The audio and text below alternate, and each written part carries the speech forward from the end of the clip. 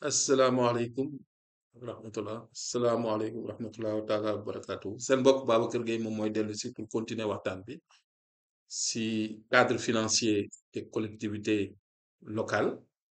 Je rappelle le contexte, c'était au niveau des assises de la décentralisation de 2007.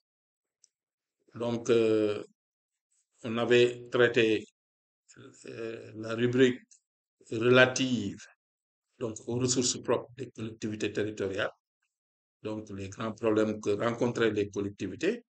Maintenant, sur cette vidéo, nous allons essayer quand même de continuer avec les autres rubriques et on commencera par les transferts financiers et décentralisation des ressources internes du BCI. Pour les fonds de dotation, l'une des recommandations euh, que- qu'on avait retenues en 2007, c'était d'évaluer les charges réelles des compétences transférées. Voilà, parce que au niveau des collectivités, vraiment, les gens se plaignent sur la modicité des sommes données aux collectivités territoriales qui ne peuvent pas couvrir entièrement les charges réelles des transferts. Augmenter le niveau actuel d'indexation du FDD, c'est-à-dire du Fonds de dotation de la décentralisation à la TVA, tenant compte des résultats de l'évaluation. Donc, comme ça se fait au niveau mondial, hein, bon, et au niveau aussi sous-régional et régional, donc l'augmentation de cette TVA qui peut aller jusqu'à 15, 20, voire même 30% de la TVA pour augmenter quand même les ressources des collectivités territoriales. Donc, indexer le fonds de dotation aux recettes publiques de l'État. Donc, ça aussi, c'était une proposition. Donc, redéfinir les critères d'allocation pour une clé de répartition objective et consensuelle.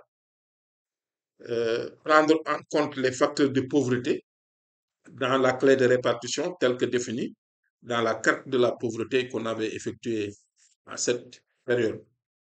Donc, réunir chaque année le Conseil national de développement des collectivités locales pour corriger les dysfonctionnements relevés et faire appliquer les dispositions du Code des collectivités locales sur l'obligation de la réduction des comptes, prévoir l'élaboration et la publication d'un rapport annuel sur l'exécution du fonds de développement, du fonds de dotation euh, de la décentralisation.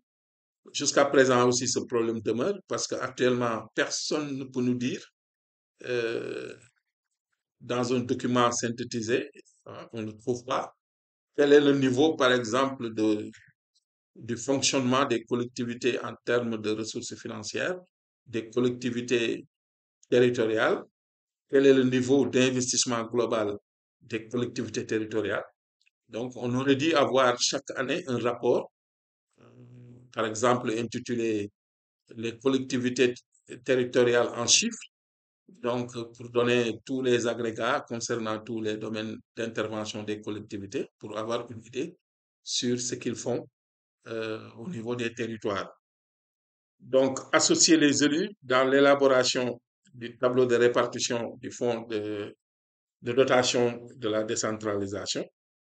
Donc, prévoir à long terme la restructuration du fonds de détention en deux sections, c'était une proposition à l'époque. Section fonctionnement et section investissement pour la maintenance et l'acquisition de petits équipements.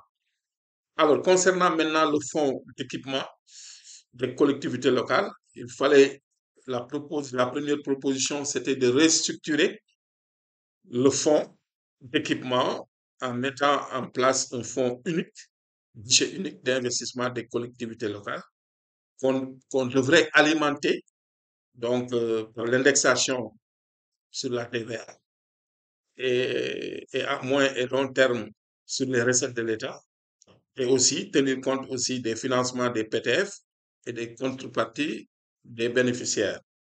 Créer une structure de gestion des fonds composée en majorité d'élus avec une place d'observateur pour les partenaires et les représentants du gouvernement. Donc, il était recommandé aussi de définir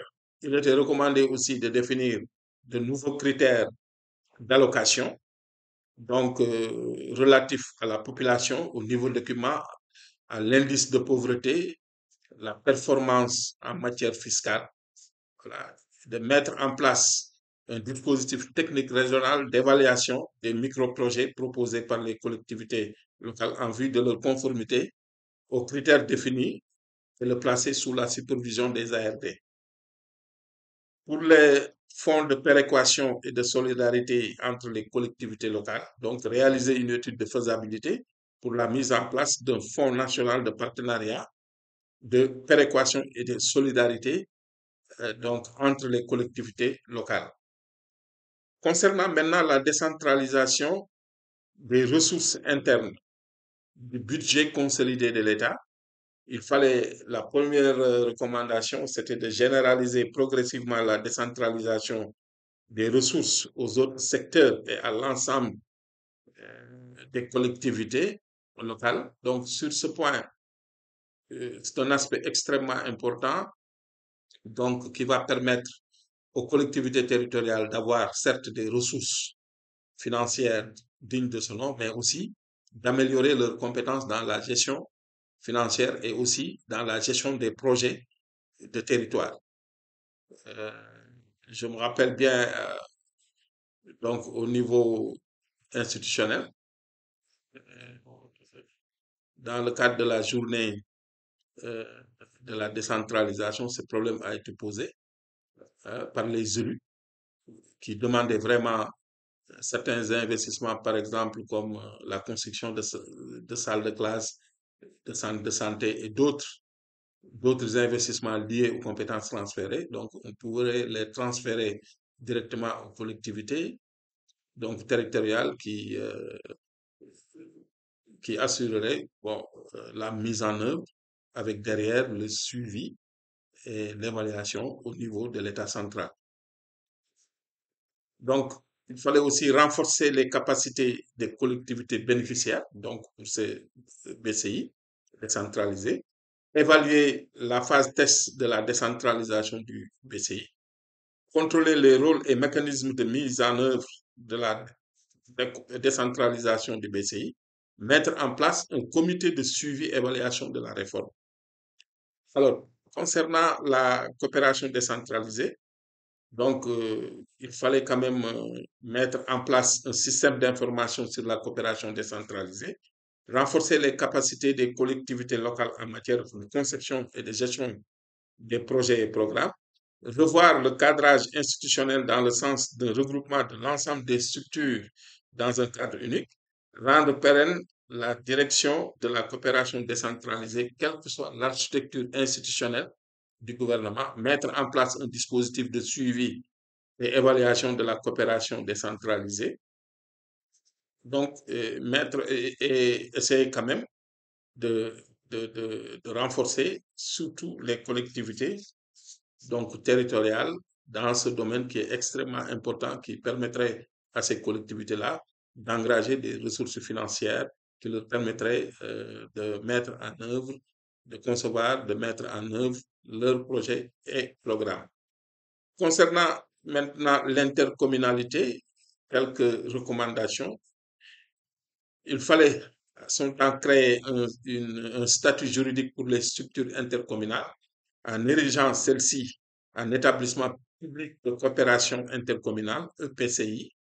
Donc, laisser l'initiative aux collectivités locales, renforcer l'autonomie financière et technique des entités intercommunales, s'appuyer, promouvoir pardon, l'intercommunalité au niveau de toutes les régions. Donc, c'était ça les propositions et les perspectives qu'avaient relevé donc les assises au niveau du cadre financier. Donc, pour la prochaine vidéo, nous allons entamer le cadre, le cadre humain, c'est-à-dire des ressources humaines, et essayer de relever quelques aspects liés aux ressources humaines des collectivités locales en 2007. Merci beaucoup.